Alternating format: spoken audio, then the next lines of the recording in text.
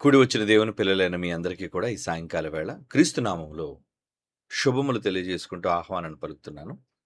ఈరోజు కూడా బైబిల్ నుంచి మరొక మంచి అంశాన్ని మనమంతా కలిసి సమిష్టిగా పరిశీలన చేసి తెలుసుకుందాం. అదేంటంటే దేవునిలో లేని చంచలత్వం మనిషిలో ఎందుకు అని. చంచలుడు అనగానే, చంచలత్వం అనగానే దేనిపైన ఒక స్థిరమైన అవగాహన, నిర్ణయం లేని వారిని చంచలులుగా చెప్తారు. అనగా తీసుకున్న నిర్ణయానికి కట్టుబడకుండా పలుమార్లు తన నిర్ణయాన్ని మార్చుకునేవాడు, పలుమార్లు తన మనస్సు చెప్పినట్లుగా మరల్చబడినవాడు, ఇచ్చిన మాటపై నిలబడనివాడు. ఇలా ఎవరైతే స్థిరము లేని వారుగా లేక అస్థిరులైన వారిగా ఉంటారో అలాంటి వారిని చంచలులు అంటారు. మరి మన భాగంలో ఆలోచిస్తే ఈరోజు ఈ అంశంలో దేవునిలో లేని చంచలత్వం, దేవునిలో చంచలత్వం లేదటండి. అంటే దేవుడు చంచలుడు కాడు, చాలా స్థిరుడు, ఇచ్చిన మాటకు కట్టుబడినవాడు, అనుకున్న దానిపైనే దృష్టి సారించేవాడు, తాను చేయాలనుకున్న దానిని ఏమాత్రము మార్చుకోకుండా తప్పనిసరిగా జరిగించేవాడు. అది దేవుని యొక్క మనసు. దానికి సంబంధించి ఒక మాట బైబిల్ నుంచి చదువుకొని ముందుకు వెళదాం మనం. యాకోబు రాస్తున్న పత్రిక 1వ అధ్యాయం 17వ వచనాన్ని మనం చూడగలిగితే, యాకోబు పత్రిక 1వ అధ్యాయం 17వ వచనం, శ్రేష్టమైన ప్రతి ఇవి, సంపూర్ణమైన ప్రతి వరము పరసంబంధమైనది, జ్యోతిర్మయుడగు తండ్రి యొద్ద నుండి వచ్చును. ఏమండి, ఆయన యందు ఏ చంచలత్వమైనను గమనాగమనముల వల్ల కలుగు ఛాయ ఏ గాని ఏ ఛాయ అయినను లేదు అంటున్నాడు. చూడండి, అంటే మనకు జన్మనిచ్చిన తండ్రి అచంచలుడు. అచంచలుడు అంటే స్థిరుడు, మాట తప్పనివాడు, మాట మార్చనివాడు. మనలో మరి ఆయన స్వభావం, గుణాలు ఖచ్చితంగా ఉండాలి కదా. తన పోలికలో కదా మనల్ని చేశాడు. ఆయన పోలికలో మనల్ని చేసినప్పుడు ఆయన లాంటి గుణగణాలు ఎందుకు మనుషులకు రాలేదు? వారు ఎందుకు ఆయన గుణాల్ని పొందలేకపోయారు? మనుషులు చాలా రకాలుగా ఉంటారండి. వాళ్ళలో మెజారిటీ ఎక్కువ మంది అస్థిరులైన వారు. అనగా ఇచ్చిన మాట మీద కానీ, తీసుకునే నిర్ణయం మీద కానీ స్థిరత్వం లేని వాళ్ళు. ఇది దేవుని మనసు కాదు, ఇది దేవుని గుణము అంతకంటే కాదు. మనం దేవుని యొక్క గుణాలను కలిగిన వారముగా ఉండాలి. ఆయన పోలిక మనకిచ్చినప్పుడు ఆయనలా కదా మనం ప్రవర్తించాలి, ఆయనలా కదా మనం జీవించాలి, ఆయన కోరుకున్నట్లు కదా భూమి మీద మనం బ్రతకాలి. మరి మనం ఎలా బ్రతుకుతున్నాం? మన తండ్రిలో లేని దుర్గుణాలు, మన తండ్రిలో కనిపించని ఈ చపలత్వం మనలో ఎందుకు కనబడుతున్నాయి? ఎందుకంటే మన తండ్రి గురించి ఏం రాయబడిందండి? ఆయన యందు ఏ చంచలత్వమైనను అంటున్నాడు. అంటే పరిస్థితుల ప్రభావాన్ని అనుసరించి మారిపోయేవాడు కాడు దేవుడు. చాలామంది పరిస్థితుల ప్రభావానికి గురై మాటలు మార్చిస్తుంటారు. అంటే అనుకూలంగా ఉన్నప్పుడు ఒకలా, ప్రతికూలంగా ఉన్నప్పుడు మరొకలా. దేవునిలో తమ భక్తిని ప్రదర్శిస్తూ ఉంటారు. ఒకప్పుడు దేవుణ్ణి అమితంగా ప్రేమించేవాళ్ళుగా కనబడతారు. మరొకసారి దేవుణ్ణి నిర్లక్ష్యంగా చూసేవాళ్ళుగా కనబడతారు. ఎందుకు మనుషులు ఇలా మారిపోయారు చెప్పండి? ఇదేనా దేవుడు కోరుకున్నది మనుషులలో? ఆలోచించండి. దేవుడు మనుషులు కోరుకుంది ఇదేనా? లేదే. దేవుడు మనుషుల్లో ఇది కోరుకోలేదండి. తనలా ఉండాలని, తన గుణగణాలు కలిగిన వారుగా తన పిల్లలు బ్రతకాలని ఆశపడ్డాడు. కానీ మనం ఎలా ఉన్నాం? మనుషులు గుణం ఏదైనా తోట వాతావరణాన్ని మనం ఆలోచిస్తే దేవుడు వారికి ఏ లోటు లేకుండా సమస్తాన్ని కలుగజేసి కేవలం వాళ్ళు భుజించమన్నాడు. కష్టపడనవసరం కూడా లేకుండా. మీరు చెమటోడ్చి కష్టపడాల్సిన పని లేదు నాయన. అన్నీ మీకు తోటలో నేను పెట్టాను. సుఖించండి. నా మాట వినండి అన్నందుకు మరి ప్రతి చల్లపూట ఆయన వారి దగ్గరకు వస్తున్నప్పుడు, వారితో మాట్లాడుతున్నప్పుడు ప్రతి చల్లపూట దేవునికి విధేయులుగా కనబడే ఈ ఇద్దరు ఏమండి? ఆదాము హవ్వలు. ఎంతకాలం దేవుడికి వారికి మధ్యన సంభాషణలు జరిగాయి, ఎంతకాలం వాళ్ళు ఏదైనా తోటలో జీవించారో అలా అనేది మనకు తెలియదు. ఏదో ఈరోజు వారిని తోటలో ఉంచిన తర్వాత వెంటనే మరుసటి రోజే జరిగిపోయింది అన్నట్టుగా అనుకోకండి. ప్రతి చల్లపూట అనే పదం ఉంది. అంటే చాలా రోజులు గడిచాయి. అది దినాలో, మాసాలో, సంవత్సరాలు మనకు తెలీదు. మరి దేవునితో అంత సత్సంబంధం కలిగిన వారుగా ఉన్నప్పుడు అసలు ఏ రోజు ముక్కు మొహం తెలియని వారు, చూడని వారు తమ దగ్గరకు వచ్చి ఏదో క్రొత్త విషయాన్ని చెప్పేసరికి ఎందుకు మారిపోతున్నారు? మారిపోయారు కూడా. అంటే రోజు కనిపించే తండ్రి మీద ఉన్న శ్రద్ధ, రోజు వచ్చి వాళ్ళ పలకరించే తమ దేవుడైన యెహోవా మీద కలిగిన శ్రద్ధ ఏమండి ఏమైపోయింది? ఏ రోజు చూడని ఒక వింత వ్యక్తి, ఒక అపరిచితుడు వచ్చి మీతో మాట్లాడినంత మాత్రాన నమ్మాలా?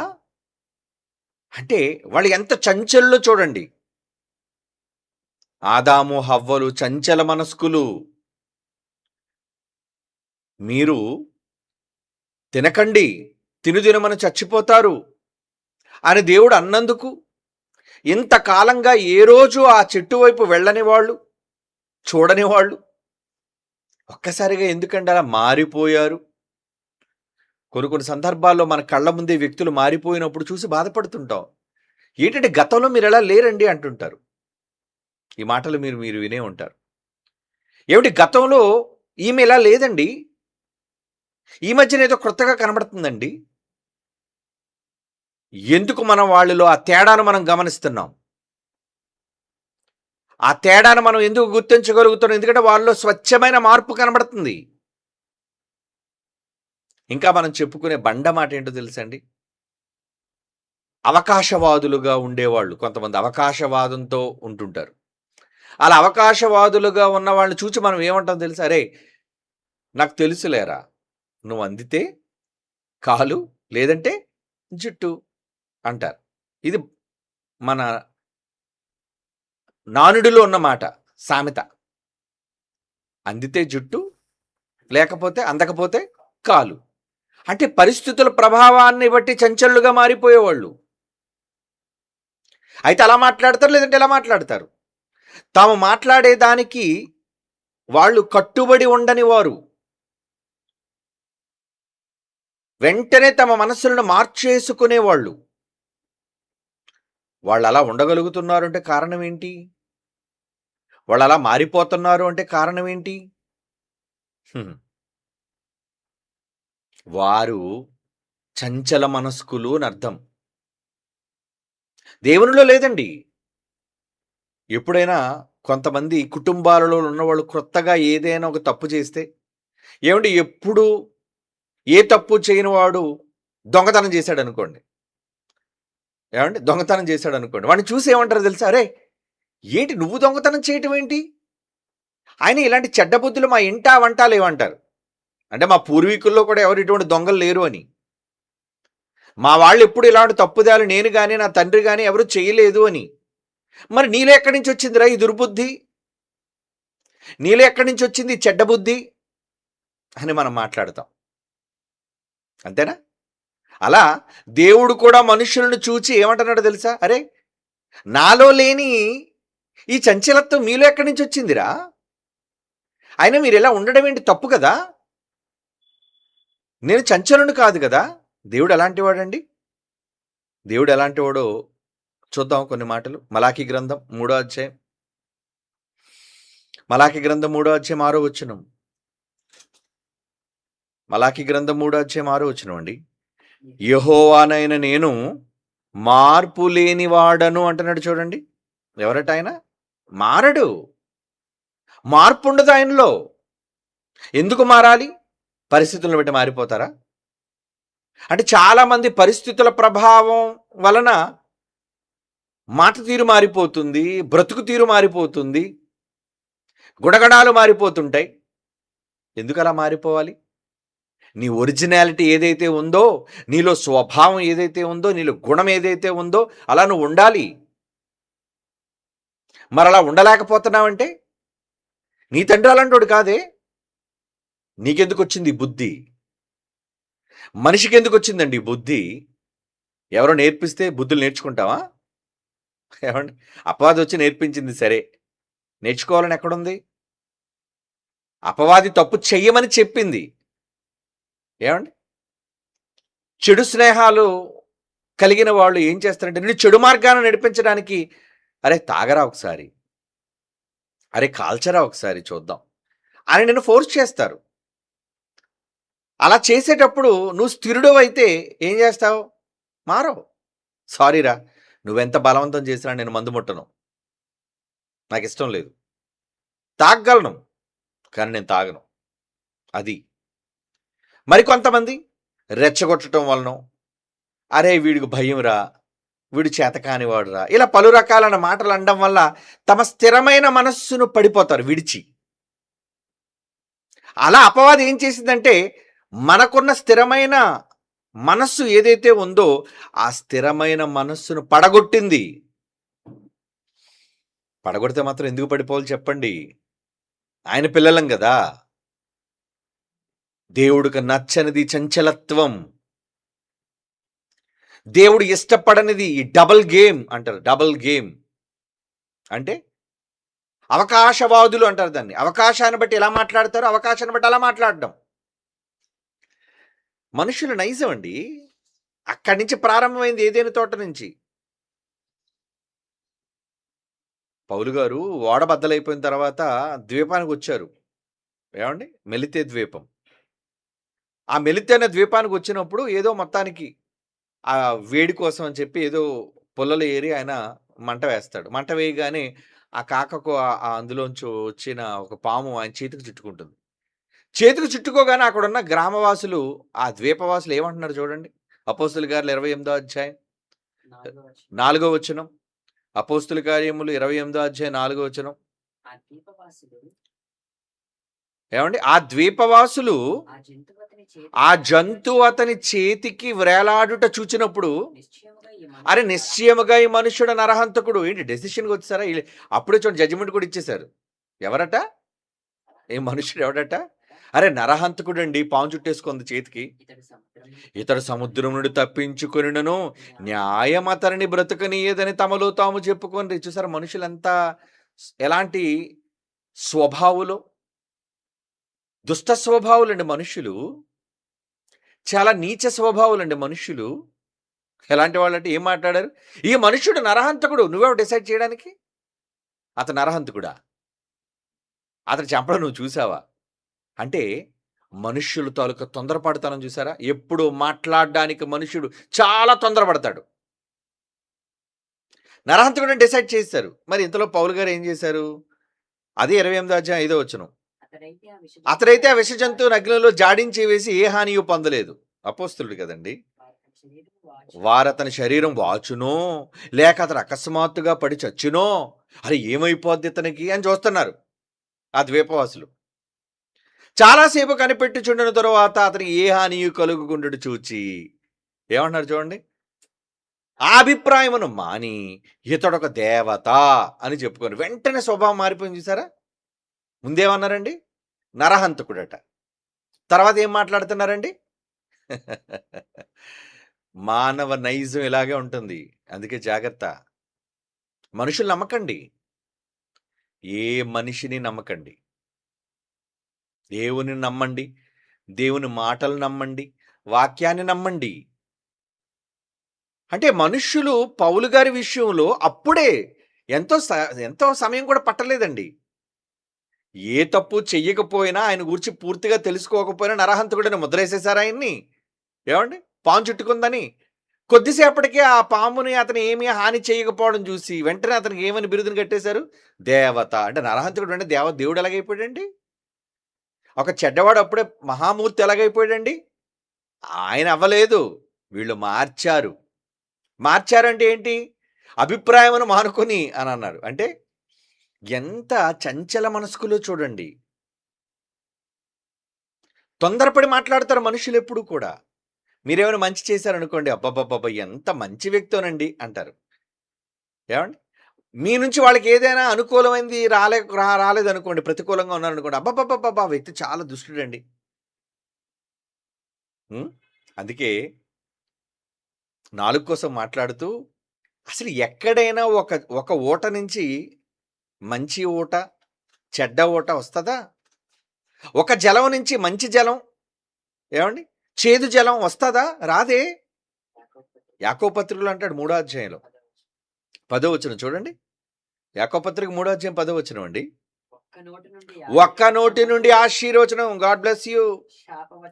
శాపవచనం. God curse you. అంటే దేవుడిని శపించును గాక, నువ్వు నాశనం అయిపోను గాక. దీనితోనే తండ్రి అయిన ప్రభువుని స్తుతిస్తాము. దీనితోనే దేవుని పోలికగా పుట్టిన సాటి మనుషులను పొరుగు వారిని శపింతుము. నా సహోదరులారా, ఇలా వద్దు, ఉండకూడదు. నీటి బుగ్గలో ఒక్క జల నుంచి తీయని నీరును చేదు నీరును ఊరుతాయా? ఊరవు కదా. ఏమండి? మరి అలాంటప్పుడు మీ నోట్లోంచి ఎందుకు అలా మారుతుంది? ఎందుకు అలా వస్తున్నాయి? అంటే మానవ స్వభావం, మనిషి నైజం. వెంటనే మారిపోతాడు, అభిప్రాయాన్ని మార్చేసుకుంటాడు. కానీ దేవుడు అలా మారిపోయాడు కాడండి. ఆయనలో ఏ చంచలత్వమైనను, అదే కదా మనం చదువుకున్నాం, గమనాగమనం వల్ల కలుగు ఏ ఛాయ అయినను ఏ చంచలత్వమైనను ఆయనలో లేదు. స్థిరుడు. ఇంకో మాట ఏం చదువుకున్నాం? అతడు యెహోవానైన నేను మార్పు లేనివాడను. మారడండి. ఎందుకు మారాలి? ఎందుకు మారాలి? అంటే పరిస్థితుల ప్రభావాన్ని బట్టో, లేదంటే తమకున్న భయాలను బట్టో స్వార్థ చింతన కదండి మనుషులకి. మనుషులు వారి వారి యొక్క అవసరతల కోసం తమ స్వభావాలను మార్చేసుకుంటారు. మీకు తెలుసు దావీదు మహాబల పరాక్రమవంతుడు, రాజ్యాన్ని ఏలుతున్నాడు. కుమారుల వల్ల సమస్య వచ్చింది. రాజ్యాన్ని విడిచి వెళ్ళిపోవలసిన పరిస్థితి వచ్చింది. అలా వెళ్ళినప్పుడు అండి చాలామంది ఏమండి, అయ్యో పాపం దావీదు గారికి ఏంటంటే ఇలా గతి పట్టింది అని బాధపడుతుంటే అందులో ఒకడు ఉన్నాడండి. వాడి పేరు షిమి. వాడు ఏం చేస్తాడో తెలుసా అండి? రాళ్ళన్నీ ఏరి దావీదును, మనకి ఎందుకంటే దావీదు రాజుగా ఉండవలసిన వాడు చెప్పులు లేకుండా ఏమంటే కాలినడకన కోటని రాజ్యాన్ని విడిచిపెట్టి వెళ్ళిపోతుంటే వాడుకున్న కోపం చూపిస్తున్నాడండి. ఎలా చూపిస్తున్నాడు? 2 సమూయేలు గ్రంథం 16వ అధ్యాయం 5వ వచనం. 2 సమూయేలు గ్రంథం 16వ అధ్యాయం 5వ వచనం అండి. రాజైన దావీదు బహురీము దాదాపుకు వచ్చినప్పుడు సౌలు కుటుంబీకుడు గెరా కుమారుడని షిమి, వాడి తాలూకా ఇది, అచ్చటి నుండి బయలుదేరి వచ్చిన అతడు వెంట నడుచుచు ఆయన దావీదు ఎక్కడికి వెళ్తే నీకేం పనిరా? సరే వెళ్ళిపోతున్నాడు, ఏది హింస కలిగింది ఆయనకి, కుటుంబంలో ఏది సమస్య వచ్చింది, దావీదు వెళుతున్నాడు పరిస్థితులకు పాపం తల ఒగ్గి. అతడు వెంట నడుచుచు దావీదుని శపిస్తున్నాడు. అంటే నువ్వు నాశనం అయిపోతావురా, నువ్వు మట్టి కొట్టుకుపోతావురా, నువ్వు పాడైపోతావురా, ఎందుకు ఇప్పుడు దావీదు రాజుగా ఉన్నప్పుడు ఎవడైనా అనగలడండి? సింహాసనం మీద ఉన్నప్పుడు రాజు నా మాట అనమన్నాడు చూద్దాం, "రేయ్ ఇటు తల తీసి కొట్టకు వేల కట్టండిరా" అంటాడు. కానీ అప్పుడు పెగలని వాడు నోరు ఒక మనిషికి దీనస్థితి కలిగేసరికి, ఇబ్బంది కలిగేసరికి ఎంతగా మాట్లాడుతున్నాడు? ఎలా మాట్లాడుతున్నాడు? చూడండి. ఇంకేం చేస్తున్నాడండి? వెంట వెంట నడుచుచు దావీదుని శపించుచు జనులందరూను బలాఢ్యులందరూను దావీదు ఇరుపార్శ్వములనుండగా రాజైన దావీదు మీదకి అతని సేవకులందరి మీదకి రాళ్ళు రువ్వుచూ వచ్చును. వీడికి ఎంత ధైర్యం అండి! ఈడు రాళ్ళు తీసి ఇసురుతున్నాడేటండి. అంటే వాడు పొగరెక్కిపోయాడన్నమాట. పొగరు. దావీదు రాజు మీదకి రాళ్ళెత్తడమే నువ్వు. గులకరాయితోని చంపేశాడురా. ఎవరిని? బలాఢ్యుడైన వాణ్ణి. ఆజానుబాహుణ్ణి. తల తీసేశాడాడిది. అలాంటి వాడి మీదకి రాయి ఇసురుతావా నువ్వు? ఏమండి? ఇది వీడి పరిస్థితి కదండి. అని ఇంకేమన్నాడు చూడండి, ఈ షిమి 7వ వచనంలో రాళ్ళు రువ్వుచూ వచ్చును. ఈ షిమి నరహంతకుడా, దుర్మార్గుడా, చీపో చీపో. అబ్బా ఎన్ని మాటలండి. నరహంతకుడా దావీదుని అంటున్నాడు, చీపో చీపో నీ వేల వలెనని నీవు వెళ్ళగొట్టిన సౌలు ఇంటి వారిని హత్యను యెహోవా నీ మీదికి రప్పించి యెహోవా నీ కుమారుడైన అబ్షాలోము చేతికి రాజ్యమును అప్పగించి ఉన్నాడు. యెహోవా అబ్షాలోము చేతికి రాజ్యం అప్పగించాడా? ఏమండి? సౌలు చేసిన తప్పుకి వాడికి రాజ్యం పోయింది. దేవుడే చెప్పాడు, అరే నీ రాజ్యాన్ని తీసేసి దావీదుకి ఇస్తున్నానని. కానీ వీడు ఎలా యాంటీగా మాట్లాడుతున్నాడు చూసారా? చంచలుడు, పరిస్థితుల ప్రభావాన్ని బట్టి మాట్లాడేవాడు. చీపో చీపో అంటున్నాడు చూడండి. నువ్వు ఆ సౌలు కుటుంబీకులందరినీ కూడా నువ్వు మోసం చేశావు, అందుకే నీకు గతి పట్టింది అని మాట్లాడినవాడు. యెహోవా నీ మీదికి రప్పించి యెహోవా నీ కుమారుడైన అబ్షాలోము చేతికి రాజ్యం అప్పగించి ఉన్నాడు. నువ్వు నరహంతకుడు కనుకనే ఈ మోసములో నువ్వు చిక్కుబడి ఉన్నావని రాజుని శపించెను. సరే, ఇలా మాట్లాడు కదండి. కానీ ఎల్లకాలం ఒకలా ఉండదు కదండి. ఉదయం చెప్పాను కదా, టైం ఎప్పుడు నీకు అనుకూలంగా ఉండదు. నువ్వు అనుకున్నది జరగాలి అనుకుంటావేమో, ఒక్కొక్కసారి టైం రివర్స్ అవుతుంది, తిరగబడుతుంది. తిరగబడినప్పుడు నువ్వు అనుకున్నది జరగదు, నువ్వు ఊహించింది జరగదు. తర్వాత ఏం జరిగింది? అదే ఒక 2 అధ్యాయాల తర్వాత 2 సమూయేలు గ్రంథం 19వ అధ్యాయం 15వ వచనం తర్వాత రాజు వచ్చేసాడు, అబ్షాలోము చచ్చాడు. మరలా అధికారంలోకి వచ్చిన తర్వాత వీడు ఎలా మాట్లాడుతున్నాడు చూడండి, చంచల స్వభావి. అంతకు మునుపు తిట్టినోడు, శపించినవాడు ఏమని మాట్లాడుతున్నాడండి? 2 సమూయేలు గ్రంథం 19వ అధ్యాయం 15వ వచనం నుంచి, యోధావారు రాజును ఎదుర్కొన్నట్టుకే రాజు నది యువతలకు తోడుకుని వచ్చుటకు గిల్గాలునకు వచ్చిరి. అంతలో బహూరీమునందున్న బెన్యామీనుడుగు గెరా కుమారుడుగు షిమి. మళ్ళీ బెన్యామీని గోత్రం అది వీడిది, సొంతవాడే. షిమి త్వరపడి రాజైన దావీదును ఎదుర్కొన్నట్టుకు అతనితో కూడా వచ్చిన కంగారుగా వచ్చారటండి రాజును ఎదుర్కోవడానికి. అంతలో గెరా కుమారుడుగు షిమి వచ్చి రాజు యోర్దాను నది దాటిపోగానే అతనికి సాష్టాంగపడి, ఇటు రాళ్ళు ఇస్తున్నోడేనా? శపించినోడేనా? ఇన్ని మాటలు మాట్లాడినవాడు ఆఖరికి రాజు కనబడగానే సాష్టాంగపడిపోయేటట్టండి. నా ఏలినవాడా, అబ్బా మాట మారిపోయిందేంటి? ఏలినవాడా, నేను చేసిన ద్రోహం నా మీద మోపకము అంటే వీడు అందితే కాలు లేకపోతే జుట్టు. చెప్పాను కదా ఎందాడా, అలాంటి స్వభావి. వెంటనే వాడు తాలూకా స్వభావం చంచలుడు. అక్కడ అవకాశం ఉంది కాబట్టి అలా మాట్లాడాడు, ఇక్కడ అవకాశం లేదు కాబట్టి ఇలా మాట్లాడుతున్నాడు. ఇలాంటి వాడు ఎందరు ఉండరు అనుకుంటున్నారు? ఏమండి? చాలామంది ఉంటారండి, చాలామంది ఉంటారు ఇలాంటి వాళ్ళు. కారణం ఏంటంటే వాళ్ళు దేనికి స్థిరులు కారు, అస్థిరులు, చంచలులు. సౌలు గురించి మీ అందరికీ తెలుసు. అదే ఏ సౌలు కుటుంబానికి శాపం వచ్చేసిందని చెప్పాడో ఆ షిమి చెప్పాడు చూసారా? అలా ఈ సౌలు ఎలాంటోడు? చిన్నవాడైన దావీదు చేతిలో బలాఢ్యుడైన వాడిని చంపి దేవుడు రాజ్యాన్ని అప్పచెప్తే అప్పటికి నువ్వే రాజుగా ఉండి దావీదా నా కుమారుడా నా నాయనా అని పిలిచినవాడు. ఏమండి? గెలిచినవాడుగా నా కూతుర్ని ఇస్తానని ప్రకటించినవాడు, ఇంత చేసినవాడు. ఏమండి? ఏమంటున్నాడు చూడండి ఒక మాట. 1 సమూయేలు గ్రంథం 19వ అధ్యాయం 16వ వచనం.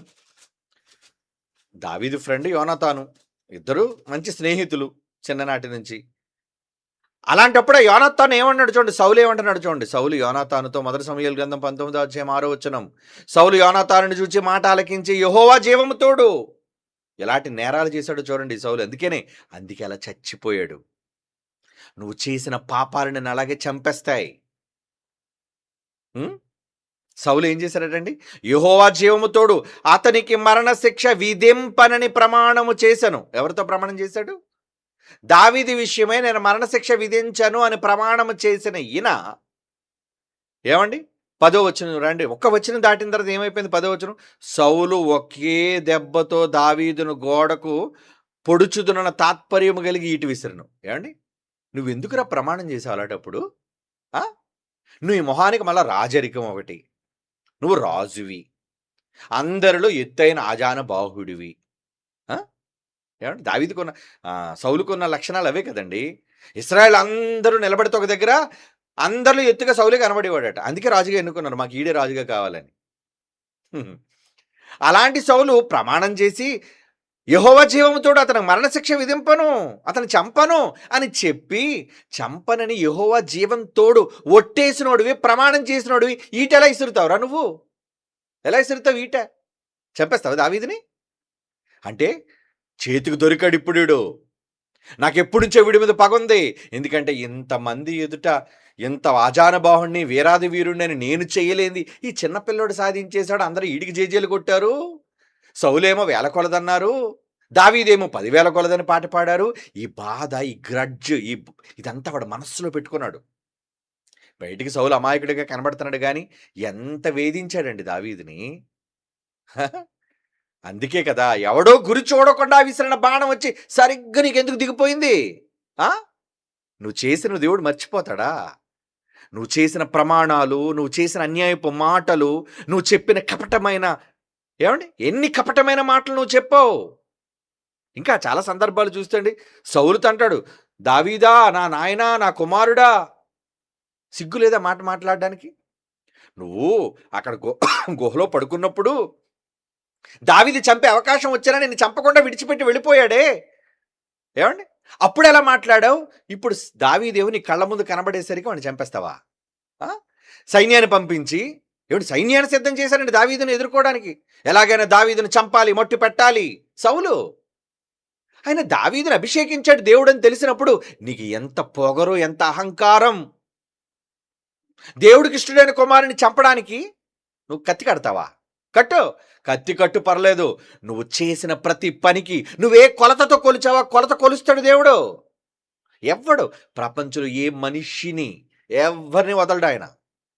నువ్వు రాజు అయితే ఏంటి? అదే చెప్పారు కదా, ఇష్టడైన దావీదునే వదలలేదు ఆయన. ఇక సౌలుని విడిచిపెడతాడా? ఇంత అన్యాయానికి ఒడిగట్టిన సౌలుని విడిచిపెడతాడా? చివరికి ఎంత మాట్లాడి పిచ్చి మాటలు, షిమి ఏమని మాట్లాడు?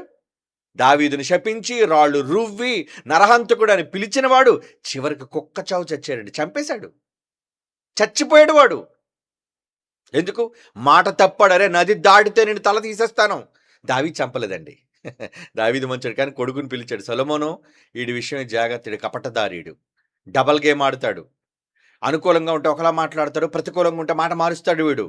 అప్పుడు సొలొమోను ఏం చేశాడు? ప్రమాణం చేయించాడు, అరే నువ్వు ప్రమాణం చేయరా, నువ్వు ఏ పరిస్థితుల్లో షిమి మాకు తెలియకుండా, మాతో చెప్పకుండా నది దాటినట్టు తెలిసిందా నీ తలకాయ తీసేస్తాను అన్నాడు.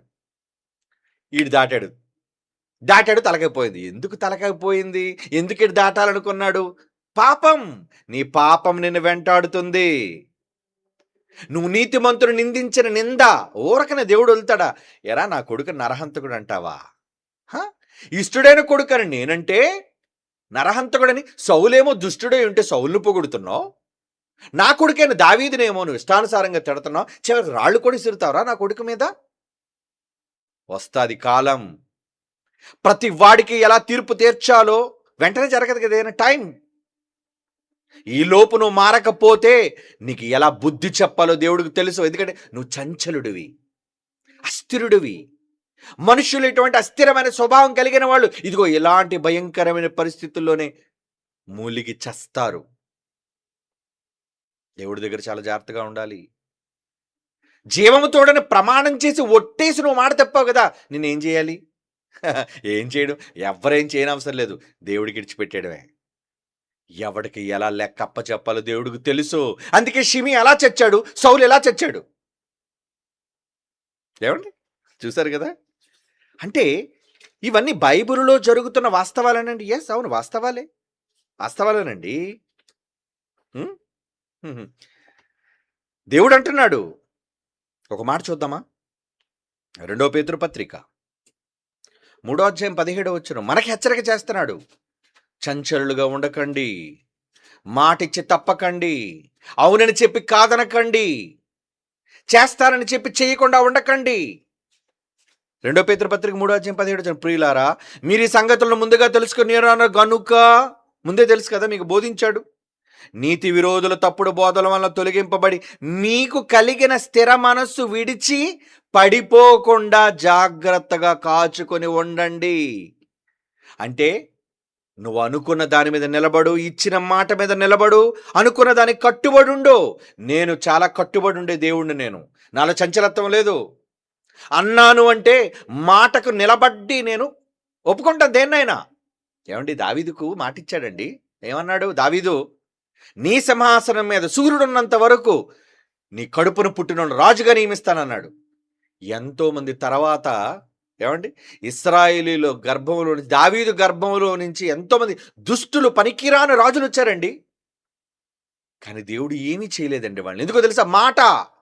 నేను మాట ఇచ్చాను రా నీ తండ్రికి, దావీదుకు మాట ఇచ్చాను. ఏమని? ఆయన గర్భంలోంచి వచ్చిన వంశీకులు రాజుగా కూర్చోబెడతానని మాట ఇచ్చాను. కాబట్టి నువ్వు దుష్టుడు అయినా దుర్మార్గుడు అయినా కూర్చోబెట్టాను నేను. ఏమంటే దుష్టుడైతే చంపేయచ్చు కదండి దేవుడు.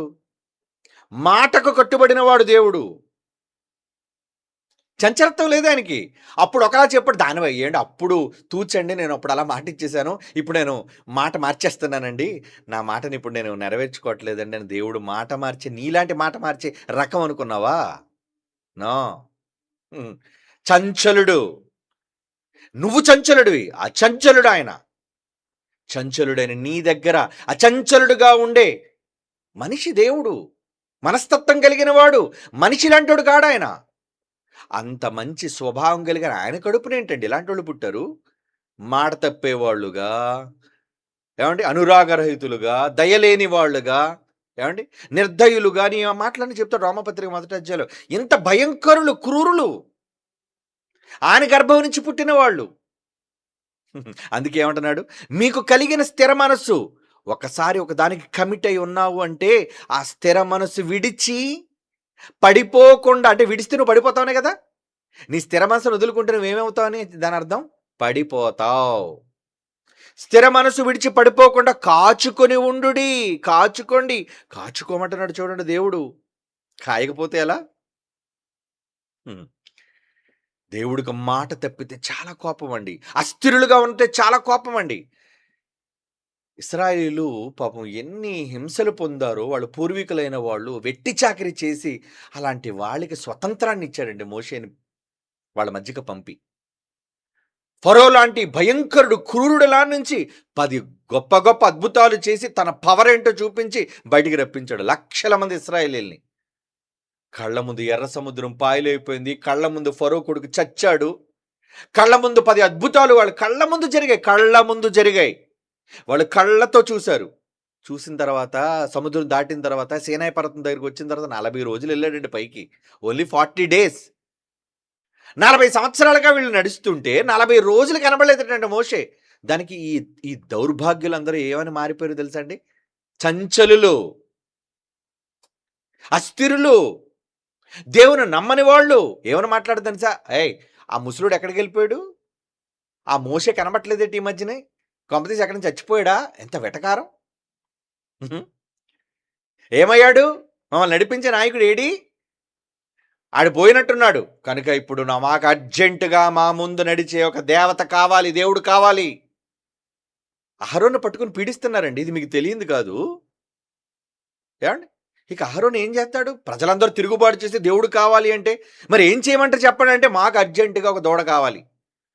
ఏం చేయించమంటాడుగా? మా ఇస్తాం, బంగారం ఇస్తాం. మెడల్లోనిది, చెవుల్లోంచి, ముక్కుల్లోంచి పీకేసి ఇచ్చేసారంటే దండి దండి దండి. బంగారు విగ్రహాన్ని చేశారట. దూడ బంగారపు దూడను చేశారట. దేవుడికి ఎలా ఉంటుందండి? ఎరా, నేను మిమ్మల్ని బానిస బ్రతుకుల్లో నుంచి రప్పించి మీ కనీసం బట్టలకు చెమట పట్టకుండా, మురికి రాకుండా, చెప్పులు అరగకుండా, మాంసం అడిగితే మాంసం, చేపలు అడిగితే చేపలు అన్నీ ఇచ్చి, ఎండ లేకుండా, వర్షం లేకుండా, ఏమండి, రాత్రిపూట చలి రాకుండా ఇంత ఏర్పాట్లు చేసి మిమ్మల్ని రప్పిస్తే ఏమండి అలా ఏం మాట్లాడుతున్న చూడండి ఆ మాట. కీర్తన క్షమించండి, నిర్గమకాండం 32 నిర్గమకాండం 32 వచనం మొదటి వచనంలోనే ఉందండి ఈ మాట. ఐగుప్తులో నుండి మమ్మల్ని రప్పించిన ఆ మోషే అనువాడు. ఇటు వాడు వీడే మాట్లాడడం చూడండి. అప్పటివరకు తేడా రాకముందు గారు అని మాట్లాడతారు. తేడా వస్తే ఎవడరా నువ్వు, చంచలులు అంటారు వాళ్ళని. అంటే పరిస్థితులు తారుమారేసరికి వెంటనే గౌరవం కూడా మారిపోద్ది. నీకు నేను మర్యాద ఇచ్చేదేంట్రా, చూసారా? అంటే చేసిన మేలులు మంచి గుర్తుండవు. ఎంత త్యాగం చేసినా గుండు కోసి ఎలా వాళ్ళకి ఇచ్చినా సరే మనుషులండి, చంచల స్వభావులు, మాట మారుస్తారు వాళ్ళు. వీళ్ళు ఏం చేస్తున్నారండి? ఐగుప్తులో నుంచి వచ్చిన మమ్మల్ని రప్పించిన మోషే అనువాడు. మిమ్మల్ని రప్పించిన మోషేయా? ఏమాయనో మాకు తెలియదని అతనితో చెప్పి ప్రజలందరూ తమ చెవులుకున్న బంగారు పోగులను తీసి అహరోను వద్దకు తెచ్చి అతని వారి వద్దకు వాటిని పోగు చేసిన పొగరుతో రూపము ఏర్పరిచి దానికి పోత పోసి దూడగా చేసిన వారు, ఓ ఇశ్రాయేలు, ఐగుప్తు దేశం నుండి నిన్ను రప్పించిన నీ దేవుడు ఇదే. అబ్బాబ్బాబ్బా, ఎలా మాట మార్చారండి? మాట మార్చారండి, సిగ్గుగా లేదురా మీకు? ఇంత చంచలులేంట్రా మీరు? కళ్ళతో ఇన్ని సాక్ష్యాలు చూచి ఆయన ప్రేమను అనుభవించారే, ఆయన దయను అనుభవించారే, ఆయన జాలిని అనుభవించారే. ఏమైపోయింది ఇదంతా?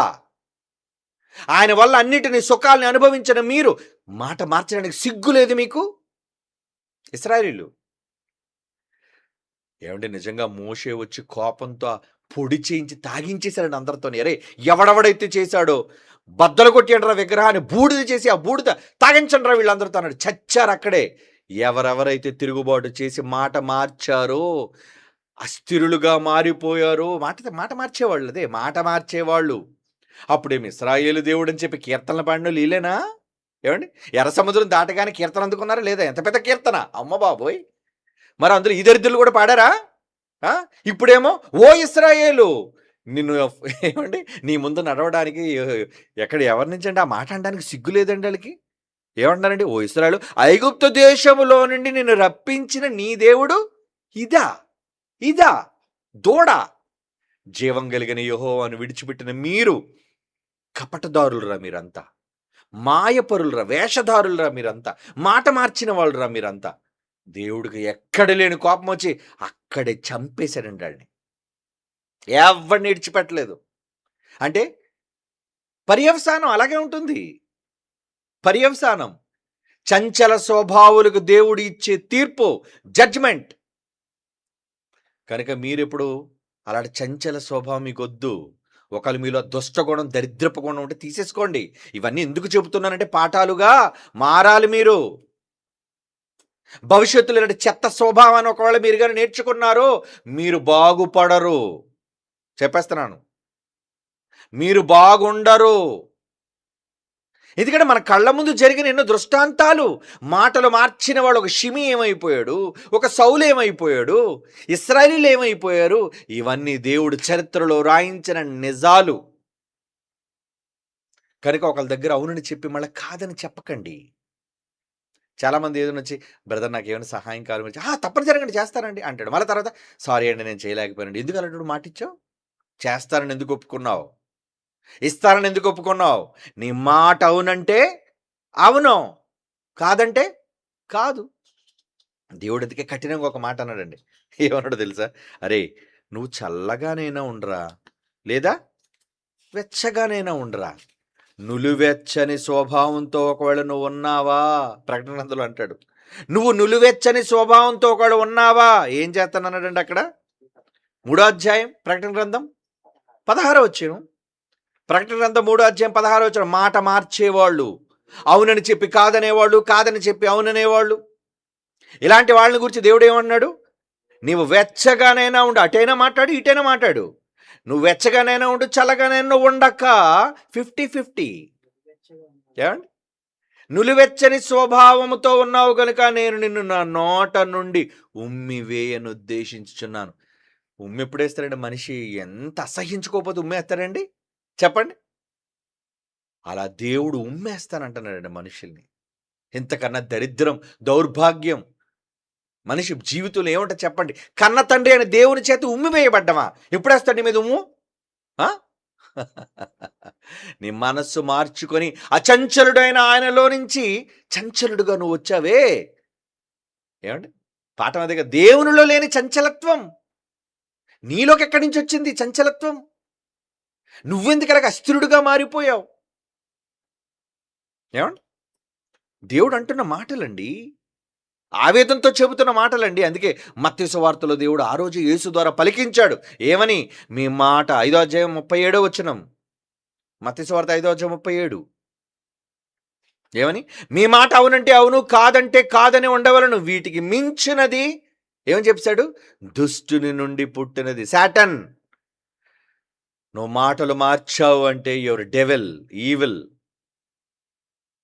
ఇదే మీరు గుర్తుపెట్టుకోండి. ఎప్పుడైనా ఏ మనిషి అయినా, ప్రపంచంలో ఏ మనిషి అయినా, మీ తల్లి కావచ్చు, చెల్లి కావచ్చు, పిల్ల కావచ్చు, తెలిసిన వాళ్ళు కావచ్చు, అన్నదమ్ములు కావచ్చు, అక్క చెల్లెలు కావచ్చు, ఎవరైనా మాట తప్పిన వాళ్ళు, ఏమండి, మాట మార్చిన వాళ్ళు, పరిస్థితులను బట్టి, ప్రభావాన్ని బట్టి మాట మార్చిన వాళ్ళు ఉంటే వాళ్ళు ఎవరో తెలుసా?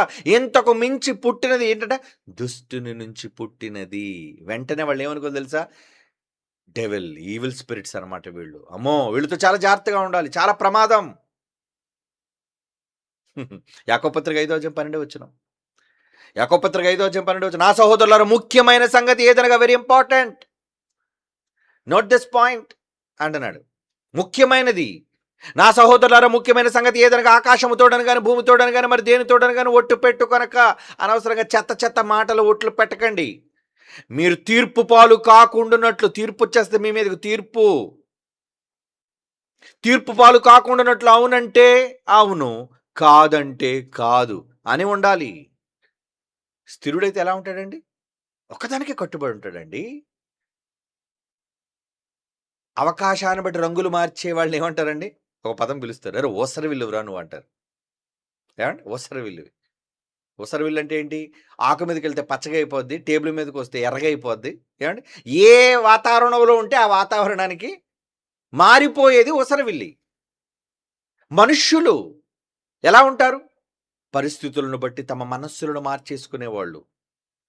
ఏమండి?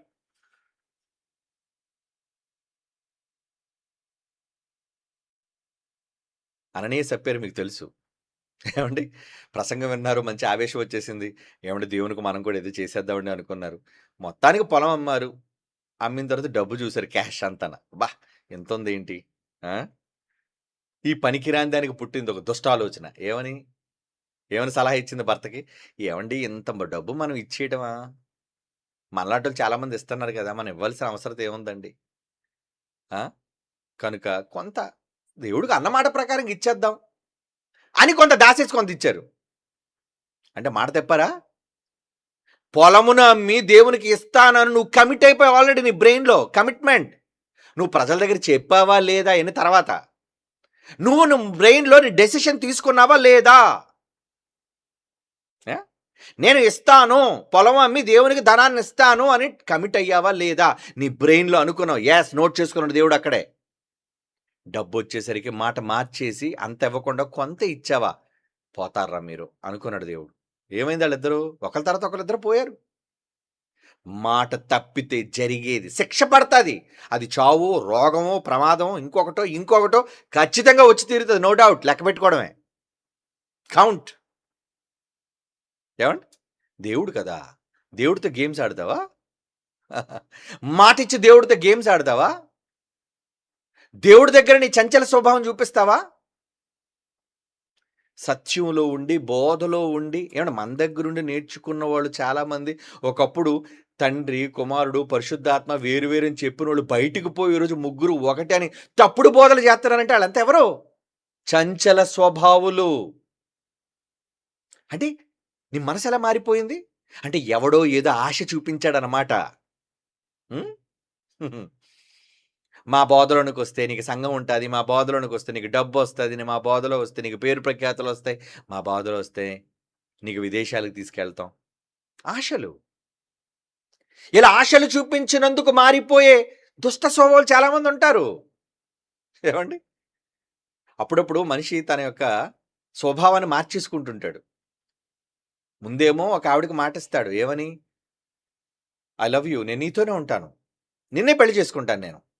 నా లైఫ్ అంతా నీతోనే గడుపుతాను అని చెప్పి, ఏమండి, ఇంతకన్నా బెటర్ అమ్మాయి కనపడింది అనుకోండి, ఆస్తిలో, అందంలో, ఏమండి, చదువులో. మనిషి ఇలాంటోడే కదండి, అవకాశవాది అంటారు మనిషిని. అప్పుడు ఏం చేస్తాడు? మరి మా ఇంటోళ్ళు ఒప్పుకోవట్లేదు మన పెళ్ళికి, లేదా మరి నేను చేసుకోలేను నిన్ను, ఏదో కారణం, ఒక అబద్ధం. అంటే ఒక బెటర్ దానికి వెళ్ళిపోవటం కోసం మనిషి చేసే ఒక నీచమైన మాట తప్పడం, చంచల స్వభావం చూపించటం. అదే చంచల స్వభావం చూసేయమంటారు. ఎలాగా తీర్పు ఉంటుందిలేండి. ఏమండి, అలాంటి వాళ్ళు ఏం బాగుపడిపోతారు? మోసం చేసేవాళ్ళు ఏం బాగుపడతారు? ఉం? దేవుడికి విడిచిపెట్టేద్దాం. మీరలా ఉండకండి. మీరలా ఉండకండి. దేవుని మాటలు నేర్చుకుంటున్న మీరు ఎప్పుడు ఏ విషయంలో, మరి ముఖ్యంగా దేవుని దగ్గర ఇచ్చిన మాట స్థిరంగా కట్టుబడి చేయండి. ముందడుగు వేసి వెనకడుగు వేశారా? చాలా మందికి గతంలో హిస్టరీలో జరిగాయి. మాట తప్పిన వారికి ఏం జరిగాయి అంటే, అస్థిరులైన వాళ్ళు ఎలా ఉన్నారు, ఎలా మారిపోయారు, దానికి దేవుడే జడ్జిమెంట్ ఇస్తాడు. ఏమండి, ఇస్తాడండి. ఒక మాట చదువుదాం బైబిల్ నుంచి. కీర్తన గ్రంథం 78వ కీర్తన చూడండి, మంచి మాట. 78వ కీర్తన 34వ వచనం చదువుతున్నానండి. 78వ కీర్తన 34. వారిని ఆయన సంహరించినప్పుడు వారు ఆయనను వెదికిరి, వారు తిరిగి హృదయపూర్వకంగా దేవుని బ్రతిమాలుకొనిరి. ఏమండి, దేవునికి వ్యతిరేకంగా తిరిగినందుకంటే నరికేశాడట, వాళ్ళని చంపేశాడట. అందరికీ దెబ్బలు పడుతుంటే మరి మిగతా వాళ్ళు భయపడతారు కదండి. అరే ఏంట్రా వీళ్ళందరికీ శాపం వచ్చేసింది ఏంటి, వీళ్ళందరూ అలాగే అయిపోతున్నట్టు, అమ్మమ్మో మనం కూడా అలర్ట్ అయిపోయింది. ఎందుకంటే దేవుడు ఇప్పుడు వార్నింగ్ సైన్లు ఇస్తాడు ముందు, జాగ్రత్త ఎప్పటికైనా మారు అని. ఏమండి, వారిని సంహరించినప్పుడు ఆయనను వెదికిరి, వారు తిరిగి హృదయపూర్వకంగా దేవుని బ్రతిమాలుకోండి. ప్లీజ్ ప్రభా, ప్లీజ్ తండ్రి, ప్లీజ్ తండ్రి, ప్లీజ్ తండ్రి అని. దేవుడు తమకు ఆశ్రయదుర్గమనియు మహోన్నతుడైన దేవుడు తమకు విమోచకుడనియు వారు జ్ఞాపకము చేసుకొని ఆయనను మళ్ళా చెప్తున్నాడు ఏంటట, వారి హృదయము ఆయన ఎడల స్థిరముగా ఉండలేదు. స్థిరం వచ్చిన తరువాత స్థిరంగా మాటకు కట్టుబడి ఉండు. ఇటైనా ఉండు, అటైనా ఉండు. ఏమండి, అటుంటే ఎలాగా పోతావు? దేవుడి దగ్గర నుంచి పోతే అటు ఉండడం అంటే ఏంటి? అయితే దేవుడి పక్కనే ఉండు, లేదా మాట తప్పి దేవుళ్ళు అస్థిరుడిగానే ఉండు. అస్థిరుడికి ఏం జరుగుతుందో తెలుసు, బైబిల్ చెప్పేసింది. వీళ్ళు ఏం చేశారటండి, ఆయనను వారి హృదయము ఆయన ఎడల స్థిరముగా ఉండలేదు, ఆయన నిబంధనను వారు నమ్మకముగా గైకొనలేదు. నోటి మాటతో వారు ఆయనను ముఖస్థుతి చేసిరి, తమ నాలుకలతో ఆయన యొద్ద బొంకిరి అన్నాడు. అంటే హోల్ హార్టెడ్గా కాదు కదా, నువ్వు దేవుని ఇష్టపూర్వకంగా హృదయపూర్వకంగా ప్రేమించలేదు కదా, గౌరవించలేదు కదా, అది ఎంత శాపం. ఇక తర్వాత చదువుకుంటూ వెళితే ఒక్కొక్కరిని ఎలా ఏరుకుంటూ నరుక్కుంటూ సంహరించుకుంటూ వచ్చాడో మనకు తెలుసండి. ఇశ్రాయేలు ఎవరిని విడిచిపెట్టలేదు. అరణ్యములు శవాలు రాలిపోయట. అప్పుడప్పుడు వీళ్ళు తిడుతుంటారు కోపం, రే ఎప్పుడు రాలిపోతారు నువ్వని. అలా రాలగొట్టేశాడట ఇశ్రాయేలీని. దేనికి? చంచల స్వభావులు, స్థిరము కాని వారు. ఏమండి, స్థిరము కాని వాళ్ళు, వారి హృదయం ఆయన ఏళ్ళ స్థిరముగా ఉండలేదు. అంటే ఉండదా స్థిరంగా? నీ హృదయం ఒక పక్క ఉండదా? స్టాండర్డ్ ఒక దానికి కట్టుబడి ఉండదా? గడికిట్టు గడికట్టు గడికిట్టు గడికట్టు. ఆయన నిబంధనను వారు నమ్మకముగా గైకొనలేదు చెబుతున్నాడండి, చెబుతున్నాడు. ఏమండి, యాకోబు కుమారుల్లో జ్యేష్ఠ కుమారునికి జ్యేష్ఠత్వం రావాలి. యాకోబుకు పుట్టిన తొలిచూలు కుమారుడు ఎవరు? రూబేను కదా. రూబేని ఆశీర్వదించినప్పుడు, అరే నీకెందుకు నేను జ్యేష్ఠత్వం ఇవ్వలేదు అని తండ్రి మాట్లాడుతూ ఏమని మాట్లాడుతున్నాడు చూడండి. ఆదికాండం 49వ అధ్యాయం 3-4 వచనాలు. ఆదికాండం 49వ అధ్యాయం 3-4 వచనాలండి. రూబేను, అరే నువ్వు నా పెద్ద కొడుకురా, నా శక్తి, నా బలము యొక్క ప్రథమ ఫలము, ఫస్ట్ బార్న్. ఔన్నత్యాతిశయమును బలాతిశయము నీవే. నాలో నుంచి శక్తిని రంగరించుకుని పుట్టిన మొదటి కొడుకువయ్యా నువ్వు. హ్మ్. 4వ వచనం నీళ్లవలే చంచలుడవై అంటే వాడు ఎలాంటి వాడు అనమాట మొదట పుట్టాడు. ఉపయోగం ఏముంది? వాడి స్వభావం ఎలాంటిదండి? చంచల స్వభావి. స్థిరుడు కానివాడు, మాట మీద నిలబడని వాడు, మాట ఇచ్చి తప్పేవాడు. ఏవండి? మాటిచ్చి తప్పేవాడు. నాకు తెలిసిన వాళ్ళు ఒకళ్ళున్నారండి. విజయనగరం వాళ్ళది. ఇద్దరిని చాలా గాఢంగా ఒకరినొకరు ప్రేమించుకున్నారండి. అమ్మాయికి మాటిచ్చాడు. ఏది ఎదురొచ్చినా నేను నీతోనే ఉంటాను. నిన్నే పెళ్లి చేసుకుంటానని. చెప్పాడండి. పాపం అమాయకురాలు నమ్మిందండి. కుటుంబాన్ని కాదనుకుంది. కష్టాలొచ్చినా, ఇబ్బందులొచ్చినా అన్న మాట మీద నీకోసం నేను నిలబడతాను అన్నందుకు అతని కోసం నిలబడిందండి. అవమానాలొచ్చినా, కష్టాలొచ్చినా చాలా నిలబడిందండి. స్ట్రాంగ్ ఫైట్ చేసింది. వదులుకోలేదు. ఎంత దూరం చేద్దాం అనుకున్నా వదులుకోలేదండి. తీరా అన్నిటినీ ఇంత యుద్ధం చేసి, ఇంత స్థిరంగా నిలబడి, వివాహం జరిగే సమయానికి వాడు మోసం చేశాడండి. ఎందుకంటే తనకంట అందంగా ఉందని, కట్నమిస్తుందని, తల్లిదండ్రులు ప్రలోభపెట్టారని ఏదో చెప్తారు కదండీ కారణాలు. మారిపోయిన తర్వాత ఏవండీ వంక లేనివాడు డొంక పట్టుకు ఏడ్చాడని ఒక సామెత ఉంది. అలాగా ఏదో ఒక వంక. నాకు నిన్ను మోసం చేయాలని లేదు గానీ, మా అమ్మ నాన్న విషం తాగేస్తానన్నారు. అయితే విషం తాగేస్తానన్నారని ఏం చేస్తావు? ఆ! ఇచ్చిన మాటకి కట్టుబడి ఉండకుండా అన్యాయం చేస్తావా? చేశాడండి అలాగే. చేశాడు. ఏవండీ మీరు నమ్మరు చేసిన వితిన్ 8 మంత్స్ పెళ్లయిపోయింది. అమ్మాయికి అన్యాయం చేశాడు. 8 నెలల్లో వాడు ట్రైన్‌లోంచి పడిపోయి చచ్చిపోయాడండి. జరిగిన వాస్తవం. పీసులు పీసులయిపోయాడండి. నాకు వెంటనే అనిపించిందండి. షాక్ అయిపోయింది. అరే! చచ్చిపోయాడట వీడు ఇలాగ యాక్సిడెంట్‌లో అంటే, అవునా వాడా? ఎందుకు? వచ్చింది తీర్పు. వాళ్ళ కన్నీరు, వాళ్ళ బాధ అంటే నీ సంతోషం కోసం నువ్వు పెళ్లి చేసేసుకొని, నీ సంతోషం కోసం హాయిగా ఉంటే ఎంతకాలం ఉన్నావురా హాయిగా కట్నం తీసుకొని? ఆ! పట్టుమని సంవత్సరం కూడా కాలేదే నీకు? కుక్క చావు చచ్చిపోయావే నువ్వు? నాకనిపించిందండి. భయమేసింది కూడా. అమ్మో! ఏవండీ అంటే మనుషులు చూసినా చూడకపోయినా దేవుడనేవాడు ఉంటాడు కదండీ! చూస్తుంటాడు కదండీ! ఆ! ఒప్పుకుంటాడా? ఒప్పుకోడు. ఒప్పుకోడు. రూబేన్‌తో అంటున్నాడు చూడండి అందుకే. అంటే జరిగిన వాస్తవాలు, సంఘటనలు.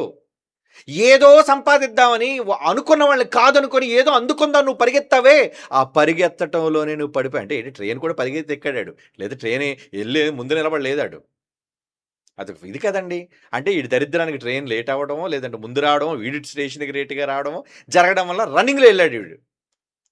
ఏవండీ? కంగారులోని. రన్నింగ్‌లో ఎళ్ళడం వల్ల స్లిప్ అయ్యాడు. ముక్కలు ముక్కలైపోయి చీరిపోయాడు. ఏ విధంగానే వస్తది మీకది. తిరగలేదు. ఎందుకంటే కొలత. వచ్చేస్తదది. రూబేను వాడికెందుకు వాడి జ్యేష్ఠత్వాన్ని పోగొట్టుకున్నాడంటే దేవుడు చెబుతున్నాడు. తన తండ్రి నోట పలికిస్తున్నాడు. "అరేయ్! నువ్వు నా ప్రథమ కుమారుడు నా శక్తివైన నీళ్ల వలె చంచలుడురా నువ్వు. అస్థిరుడు నువ్వు. ఏం చేశావు నువ్వు? నీ అతిశయమును పొందవు. నీవు అతిశయం పొందవు. నీ తండ్రి మంచం మీదకెక్కితివి. దాన్ని అపవిత్రము చేసితివి. అతడు నా మంచము మీదికెక్కెను." రూబేను కోసం మాట్లాడుతున్నాడు. అంటే రూబేను తన జ్యేష్ఠత్వపు హక్కును పోగొట్టుకోవడానికి ప్రధాన కారణం చంచల స్వభావి. ఏమంటే అలాగే ఇంకోటి కూడా జ్యేష్ఠత్వం పోగొట్టుకున్నాడు. వాడెవడో మీకు తెలుసు. ఎవడు? యాకోబు అన్న. యాషావు అండి. యాషావు. కూర కోసం కక్కుర్తి పడిన కక్కుర్తి గాడిదనాలా ఏమనాలి వాడిని? ఏవండి? తమ్ముడేదో కలకూర వంట వండుతున్నాడు చిక్కుడుకాయ కూరలాంటిది. ఓ పచ్చ పచ్చగా ఎర్రగా బాగా కనబడుతుంది. వచ్చాడు, "అరే తమ్ముడు కూర పెట్టరా" అన్నాడు. తమ్ముడు ఎంత తెలివైనోడంటే, "అరే అన్న నేను కూర పెడతాను గానీ జ్యేష్ఠత పక్క ఇస్తావా?" "ఓస్ అదెంతరా ఇచ్చేస్తానులే. అయితే ఒట్టేయరా" అన్నాడు. "ప్రమాణం come on give me a word" మాటివ్వు అన్నాడు. మాటే కాదు ఇస్తాను తీసుకో అనేసాడండి. ఎక్కడ కుటుంబంలోని జ్యేష్ఠత్వపు హక్కు ఎక్కడ? పనికిరాని 5 నిమిషాల్లో కడుపులో అరిగిపోయే కూరెక్కడ? ఒక పూట కూటి కొరకు జ్యేష్ఠత్వపు హక్కును అమ్మేసుకున్న దరిద్రుడు అన్నాడు దేవుడు. వాడు ఎంత నీచంగా మాట్లాడాడు పరిశుద్ధాత్మ దేవుడు. మాట తప్పావు నువ్వు. నీ జ్యేష్ఠత్వాన్ని పోగొట్టుకున్నావు నువ్వు. మాట ఇచ్చేస్తావా? కనుక చంచలత్వం మనలో చాలా మందిలో ఈ చంచలత్వం ఉంటుంది. అంటే భయపడిపోయి ఒక రకం, ఏమండి? పరిస్థితులకు ప్రభావం చూపించి మరొక రకం. ఆ! సముద్రాలు ఉవ్వెత్తున లేచినా, మెట్టలు తత్తరిల్లినా దేవుడంటాడు, నా మాట తప్పను. ఎన్ని జరిగినా నువ్వు అనుకున్నది సాధించాలి, నువ్వు అనుకున్నది చెయ్యాలి. That is onward. అంటే ఇచ్చిన మాట మీద స్థిరంగా నిలబడిన వాడు. ప్రతి చిన్నదాని కోసం కకృతిపడే ఒక యాషావు లాంటి వాడు, ఒక రూబేను లాంటి చంచలుడు, ఒక షిమీ లాంటి దౌర్భాగ్యుడు, ఒక సౌలు లాంటి అవిధేయుడు, ఇలా ఎందరు బైబిల్లో కనబడుతున్నారు చెప్పండి? చంచల స్వభావులు. బైబిల్లో దేవుడు ఎందుకు రాయించారంటారా? నాన్న, మీరు ఇలాంటి స్వభావాలు ఉండకండిరా. ఎందుకంటే నా తీర్పు ఎవరి పట్లైనా ఒకేలా ఉంటుంది. దావీదునైనా నేను విడిచిపెట్టను, సౌలునైనా నేను విడిచిపెట్టను. నేను అందరికీ సమానుడును. కనుక వీళ్ళ జీవితాలు, వీళ్ళ జీవిత గాథల్లో జరిగిన దారుణాలు, చరిత్ర మనం చదువుకున్నప్పుడు ఏం చేయాలి? అమ్మో, బీ కేర్ఫుల్, చంచలుడు కాకూడదు. ఏమండి? అందుకే ఏమంటున్నాడు చూడండి, 2 దశలోనిక పత్రిక 2 దశలోనిక పత్రిక 2వ అధ్యాయం 2వ వచనం. 2 దశలోనిక పత్రిక 2వ అధ్యాయం 2వ వచనం. మీరు త్వరపడి చంచల మనస్కులు కాకుండా వలనని. అంత తొందర ఎందుకు? ఏంటి అంత తొందర? మాట తప్పేయడానికి అంత తొందర? తప్పు చేయడానికి అంత తొందర? మీరు త్వరపడి చంచల మనస్కులు కాకుండా వలనని, బెదరకుండా వలనని, ప్రభు అయిన యేసుక్రీస్తు రాకడను బట్టి, ఆయన యొద్ద కూడుకున్నట్టును బట్టి మిమ్మల్ని వేడుకుంటున్నాను. బీ అవేర్, జాగ్రత్తగా ఉండండి. దేవుడు చెబుతున్నాడు, హెచ్చరిక చేస్తున్నాడండి. ఏమన్నాడు? త్వరపడి చంచల మనస్కులు. పరిస్థితుల ప్రభావం వల్ల నేను అలా చెప్పేశానండి, పరిస్థితుల ప్రభావం వల్ల నేను అలా మారిపోయానండి, తప్పు నాది కాదండి, నేరం నాది కాదు, ఆకలిదని చెప్పాడట ఎవడో దరిద్రుడు. ఏమండి? నేరం నీది కాదు, ఆకలిదా? నేను అమ్మాయిని ఎందుకంటే చేసుకోలేదండి, కారణం అండి మా అమ్మ నాన్నలు. సిగ్గులేదా మాట చెప్పడానికి? సిగ్గులేదా నీకు? ఇప్పుడేమయ్యా, మీ అమ్మ నాన్న బతుకొని నువ్వు చచ్చావు కదా, నీ ఫోటో పెట్టుకున్నారు వాళ్ళు ఇంట్లో. ఏమండి? ఇచ్చిన మాట తప్పితే అలాగే ఉంటుంది. దేవుడు అంటున్నాడు, మీరు త్వరపడి చంచల మనస్కులు కాకుండా వలనని. మీలో చంచలత్వం వద్దర్రా. మన తండ్రి ఇచ్చిన మాటకు కట్టుబడినవాడు, స్థిరుడు, అచంచలుడు. మరి మనం ఆయన గర్భాన్ని పుట్టి మనం ఎందుకు ఆ చంచలత్వం? చంచలత్వం పరలోకానికి తీసుకుని వెళ్ళదు.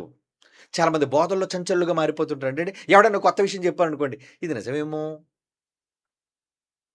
చాలామంది ఈ సోషల్ మీడియా వచ్చిన తర్వాత ప్రతివాడు అందరి చెత్త బోధలు వినడానికి అలవాటు పడ్డారు. వీడేడు చెప్తాడు, ఆడేంటి చెప్తాడు వాడు మొహం. ఏమండి? బైబిల్లో ఓ నమహాలు రానివాడు ఏం చెప్తాడు? నువ్వు వింటున్నావు, సిగ్గులేదు నీకు వినడానికి? సరే విన్నావు పో. విన్నాక ఏం చేస్తావు?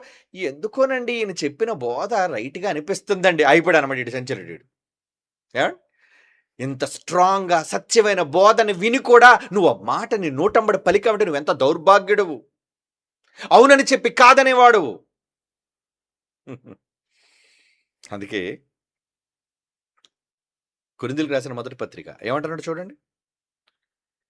కొరింథీయులకు రాసిన మొదటి పత్రిక 15వ అధ్యాయం 58వ వచనం. కాగా నా ప్రియులారా, మొదటి కొరింథీ పత్రిక 15వ అధ్యాయం 58. కాగా నా ప్రియులారా, మీ ప్రయాసము ప్రభువునందు వ్యర్థము కాదని ఎరిగి స్థిరులను, స్థిరత్వం, స్టేబుల్, స్థిరులను, కదలని వారును, ప్రభు కార్యాభివృద్ధిని ఎప్పుడు ఆసక్తిలో ఉండండి. స్థిరత్వం అనేది మీకు కావాలి దేనిలోనైనా సరే. ఏమండి? ఒక దాంట్లో స్థిరుడుగా ఉన్నాడంటే అన్నింటిలో స్థిరుడుగా ఉంటాడని, ఒక దాంట్లో చంచలుడుగా ఉన్నాడంటే ఆడి పరిస్థితుల ప్రభావం బట్టి దేంట్లోనైనా చంచలుడుగా వాడు మారిపోతాడు అని అర్థం.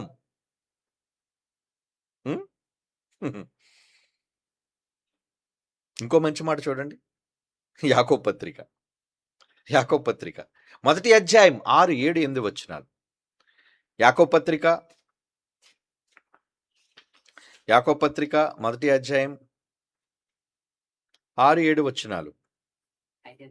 అయితే అతడు ఏమాత్రము సందేహింపక విశ్వాసముతో అడుగవలను. సందేహించేవాడు గాలి చేత రేపబడి ఎగిరిపడు సముద్ర తరంగమును పోలియుండును. స్థిరుడు కాడాడు, గాలిటైతే లేచిపోతాడు. కాబట్టి మనుష్యుడు ద్విమనస్కునుడై, అట్టి మనుష్యుడు ఎలాంటి ద్విమనస్కుడు, 2 మనసులు అడిగి. అంటే అవ్వ కావాలి, బొవ్వ కావాలి. అవునంటాడు, కాదంటాడు, చేస్తానంటాడు, చేయనంటాడు, వస్తానంటాడు, రానంటాడు. ఇస్తానంటాడు, ఇవ్వనంటాడు. చూసారా? అదే. ఏమంటున్నాడు దానికి? అట్టి మనుషుడు ద్విమనస్కుడై తన సమస్త మార్గముల యందు అస్థిరుడు కనుక ప్రభువు వలన తనకేమైనా దొరికినని తలంచకూడదోడు. ఏమొత్తా నీకు దేవుడి దగ్గర నుంచి? నువ్వు ప్రార్థన చేస్తే దేవుడు ఇచ్చేస్తాడా? ఆ? నువ్వు బైబిల్ చేస్తే దేవుడు ఇచ్చేస్తాడా? నువ్వు వాక్యం వింటే దేవుడు ఇచ్చేస్తాడు, నువ్వు గుడికొస్తే దేవుడు ఇచ్చేస్తాడా? అదే చెప్తున్నాడు ఇక్కడ. అట్టి మనుషుడు ద్విమనస్కుడై తన సమస్త మార్గముల యందు అస్థిరుడు గనుక, స్థిరం లేదు గనుక ప్రభువు వలన తనకేమైనను దొరుకునని తలంచకూడదంటే, దేవుడుగా నా దగ్గర నుంచి నీకేది రాదురా, నీకేమివ్వను. ఎందుకు ప్రభువా? నువ్వు ద్విమనస్కుడురా, రెండు మనసులురా నీకు. అవునని చెప్పి కాదనేవాడురా, చేస్తానని చెప్పి చేయననేవాడురా, చంచలుడురా. దేవుడు అంటున్నాడు మనుష్యులతో. ఏమండి? గలతీ పత్రిక 1వ అధ్యాయం 6వ వచనం. సువార్త విషయంలో ఎలా మారిపోయేటంటే వాళ్ళు, ఇంత బోధ విని పౌలు గారు చెబితే, ఇంత మహాజ్ఞాన సంగతులు విని పౌలు గారు వెళ్ళిపోయిన తర్వాత ఎవడో వచ్చాడండి దరిద్రుడు, ఏదో చెత్త బోధ చేశాడు. క్రీస్తు కృపను బట్టి మిమ్మల్ని పిలిచిన వాడిని విడిచి, అంటే నన్ను విడిచి, నేను మీకు యేసుప్రభు కోసం, దేవుని కోసం ఇంత చక్కగా వాక్యం చెప్తే, ఆ దేవుణ్ణి యేసుక్రీస్తు వారిని విడిచిపెట్టి, ఏమండి, భిన్నమైన సువార్త తట్టుకు మీరెంత త్వరగా తిరిగిపోడు చూడగా నాకు ఆశ్చర్యం. ఏంట్రా, నిన్నగాక మొన్నైనా చెప్పాను, కూర్చోబెట్టి చిలక్కి చెప్పినట్టు చెప్పాను, మంచిగా చెప్పాను, ప్రేమగా చెప్పాను, మీకు విన్నారా? వినలేదు. భిన్నమైన సువార్త తట్టుకు మీరు ఎంత త్వరగా, ఎంత ఫాస్ట్గా వెళ్ళిపోయారేంటి? ఎంత ఫాస్ట్గా పోయారో అంత ఫాస్ట్గా ఎటో పోతారు. అవునా? ఏమన్నాడండి? భిన్నమైన సువార్త తట్టుకు మిమ్మును పిలిచిన వారిని విడిచి, వదిలేసావా? దేవుణ్ణి వదిలేసావా? సత్యాన్ని వదిలేసావా? మాట మార్చేసావా? దేవుడు చెబుతున్న మాటలండి. ఏమండి, పరిస్థితుల ప్రభావనో, కష్టమనో, బాధనో, సంతోషమనో కారణాలు చెప్పి దేవునికి దూరం కాకూడదండి. ఎప్పుడు స్థిరుడైన వాడు దేనికైనా స్థిరంగా ఉంటాడు. స్థిరుడైన వాడు దేనికైనా స్థిరంగా ఉంటాడు. అందుకే పౌలు ఏమన్నాడు చూడండి, రోమపత్రిక 8:35-36 వచనాలు. రోమపత్రిక 8:35-36. క్రీస్తు ప్రేమ నుండి మమ్మల్ని ఎడబాపోడు ఎవరు? ఆయన లవ్ చేశారండి క్రీస్తుని.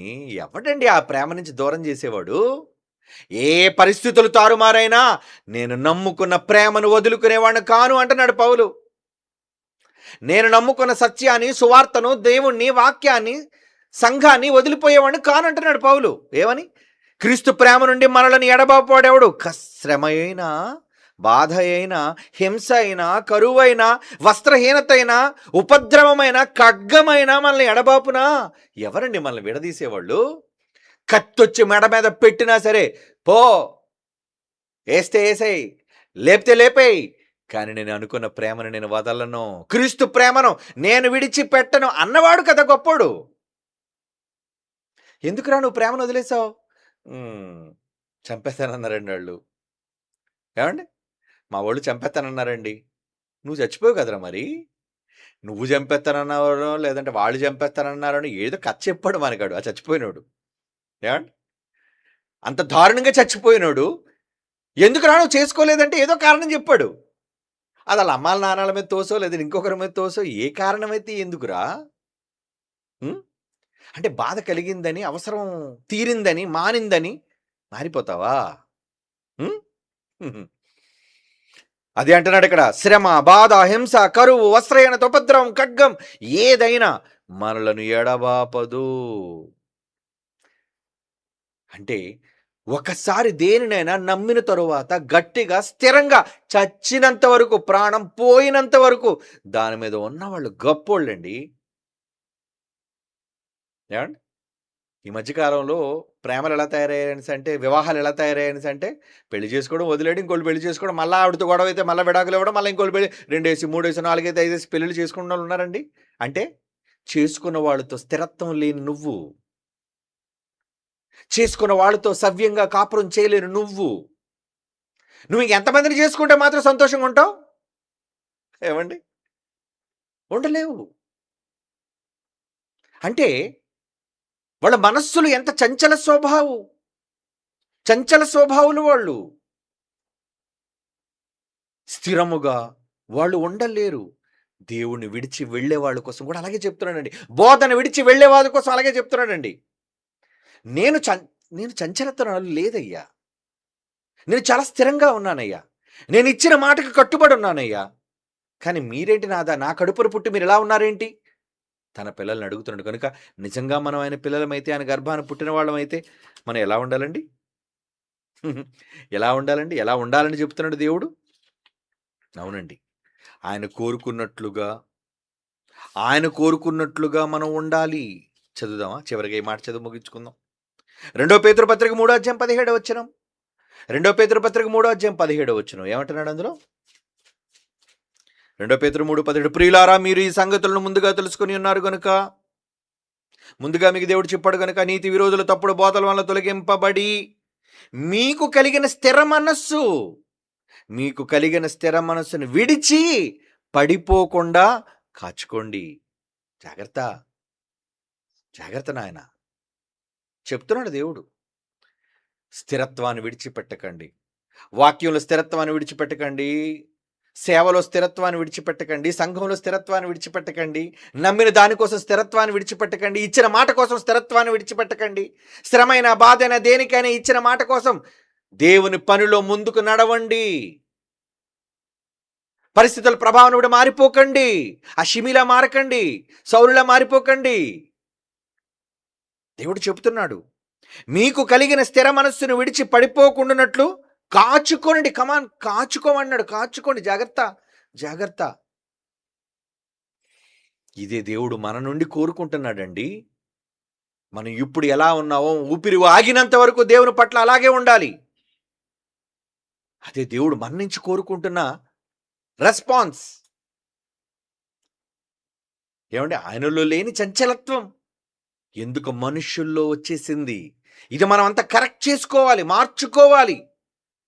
నమ్మిన దానికోసం స్థిరంగా కదలకుండా, కలిగిన దాన్ని గట్టిగా పట్టుకొని చివరి వరకు, అంటే ప్రాణం పోయినంత వరకు ఉండటం. అది బైబిల్ నేర్పిస్తుంది. Okay, God bless you.